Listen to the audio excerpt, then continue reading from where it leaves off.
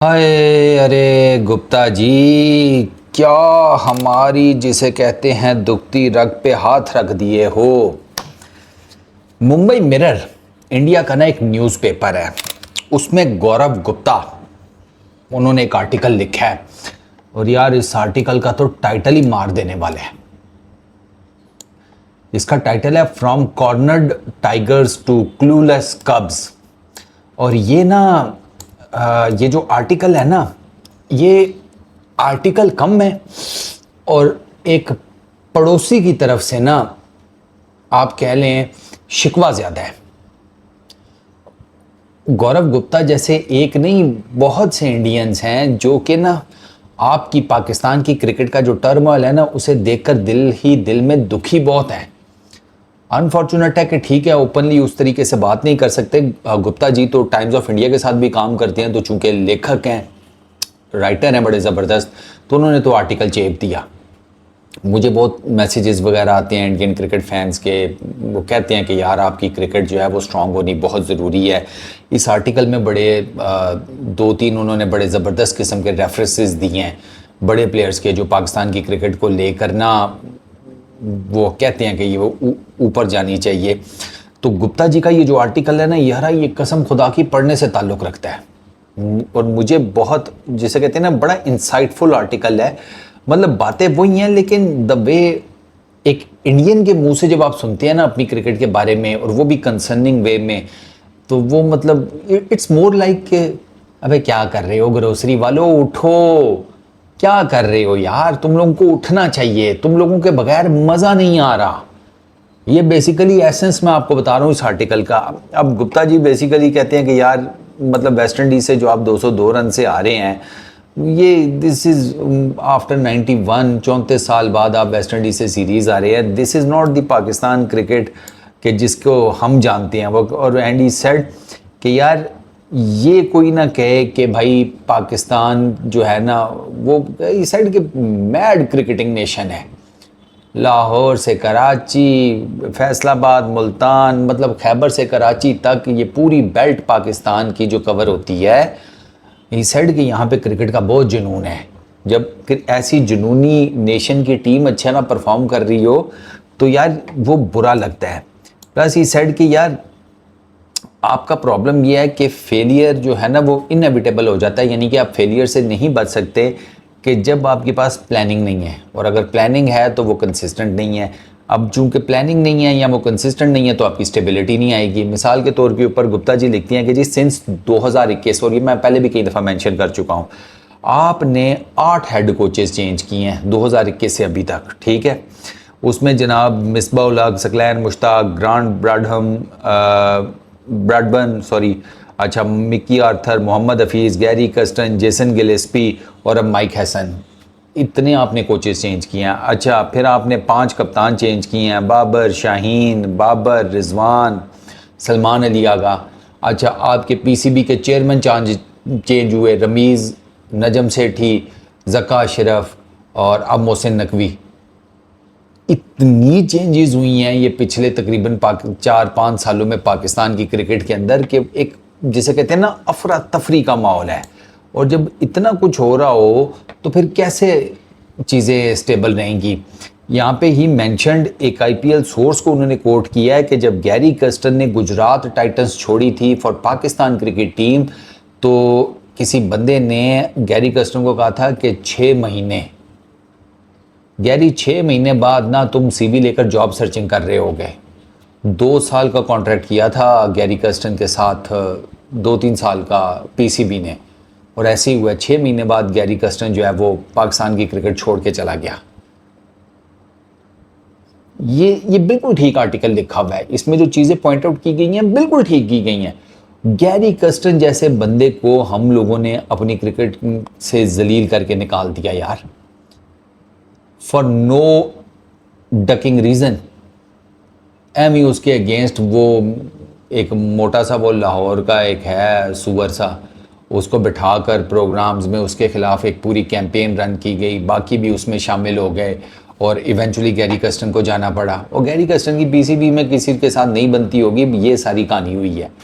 ये हैं तो एक दूसरे के काने ना सारे, तो इन्होंने बस वो अंदर खाते गेम करके उसको साइड करवा दी। जेसन गिलेस्पी के साथ भी इन्होंने यही किया।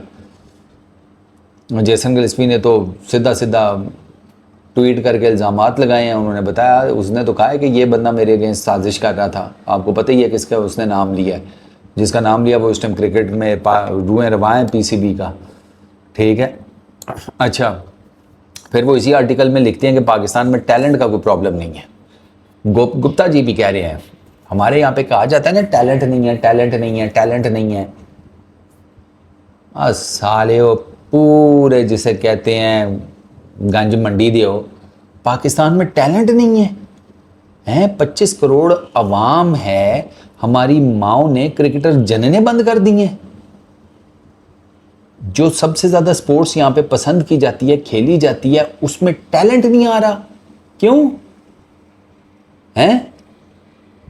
वो तुम्हारे जैसे कोई ग्रोसरी वाला था ना, उसने क्या बात की कि उससे कोई इसी तरह की बात हुई, कोई टैलेंट शैलेंट की ये वो ना, तो उसने कहा यार वो उस हिसाब से तो मर्दों के अंदर वो जिसे कहते हैं स्पर्म का पूरा समंदर होता है, वो तो नहीं हो सकते प्रेग्नेंट। फिर उसके पास उनके पास क्या टैलेंट नहीं है प्रेग्नेंट होने का? ये तो वो ये वही बात करती है सारे जो कहते हैं टैलेंट नहीं है, टैलेंट नहीं है। मैं मार के ना कसम खुदा की तुम्हारे मुंह पर दूं टैलेंट नहीं है। आपने अभी ये हारिस रऊफ, सईद अजमल, उमर गुल, ठीक है, there are so many names जो ये जो हमारे बड़े एक्स क्रिकेटर्स हैं उनके बाद आए और उन्होंने आकर रूल किया है क्रिकेट की दुनिया में। सईद अजमल ने आपको कम टेस्ट सीरीज जितवाई हैं। गुली नॉर्मली बॉल करता था 80 टू 85 माइल्स पर आवर।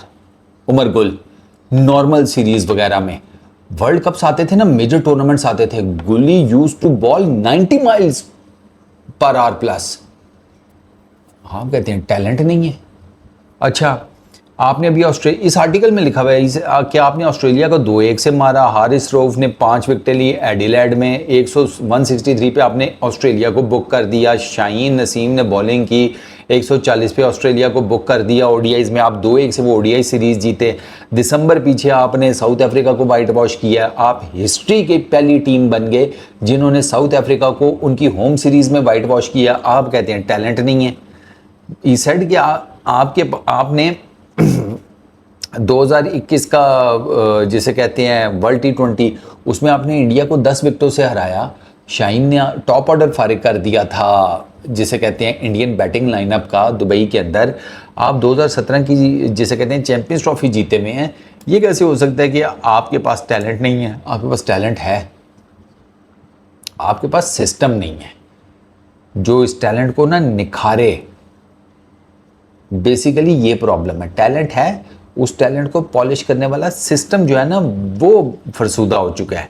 फिर वो जो आपकी लॉस्ट राइवलरी है वेस्ट इंडीज़ के साथ, वो एक अलहदा जिसे कहते हैं, आप एक ज़माने में आप जनाब वेस्ट इंडीज़ के अगेंस्ट आपकी सीरीज़ होती थी तो उसको कहा जाता था कि भाई साहब वर्ल्ड टेस्ट चैम्पियनशिप यही है, ये जो दो आपस में खेल रहे हैं Pakistan versus West Indies. 80s something में ना, लेट 80s में जो वेस्ट इंडीज़ का था टूर, वो उसमें आप अपनी परफॉर्मेंसेस देखें ज़रा। आपकी एक बड़ी रिच किस्म की हिस्ट्री है।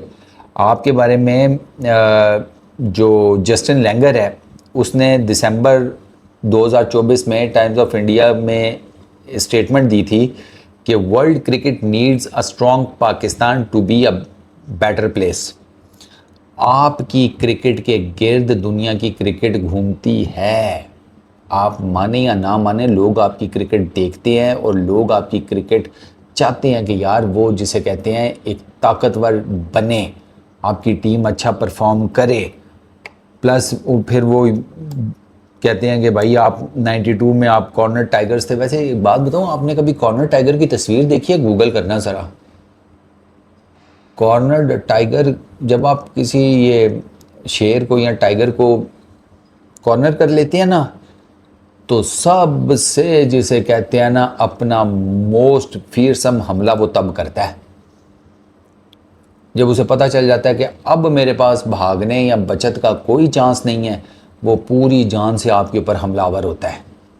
कॉर्नर टाइगर्स, बिल्ली भी यही करती है। आप बिल्ली को कॉर्नर कर लें, अल्टीमेटली वो आप पर झपट पड़ेगी। जब उसे पता चलेगा ना कि अब मौत के अलावा कोई, जिसे कहते हैं सोल्यूशन, पीछे कोई नहीं बचा, तो वह कहती है अब बाहर या पार करो, फिर देखा जाएगा।